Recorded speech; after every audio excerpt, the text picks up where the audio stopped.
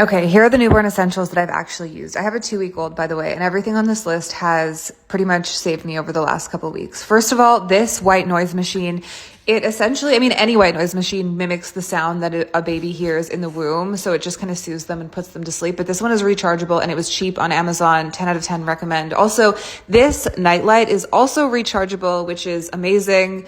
You can use it for night feedings, or if you want to check on your baby just without a super bright light and you just tap it on, tap it off. It's so helpful.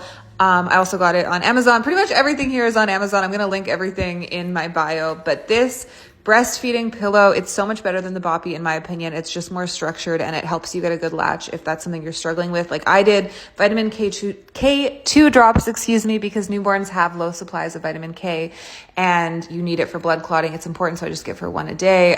Saline spray and a snot sucker because you just need to do something to clear their little nostrils. Newborns have such tiny nostrils and you need a snot sucker. And I like this one more than the Freedom Mom one. A bassinet with wheels is so critical. So you can move your bassinet from either side of your bed or to a different room to kind of keep an eye on your baby. That one that I just showed you is like $100 and something.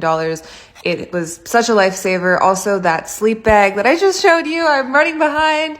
But if you're not good at swaddling, just get the sleep sack. It's a safe way for babies to sleep. Also this Spectra breast pump. When I first had my daughter, I couldn't get any milk out. I couldn't get her to latch, and just having a really good breast pump, it doesn't need to be like fancy or cordless, but just a solid one really helped me get my milk flowing. And I'm just like, that Spectra one was a lifesaver. Also newborn clothes are so critical if you're having a small baby, because if you get the 0 to 3, they're going to be too big. And I've actually been using our newborn clothes a lot, even though people told me not to get them.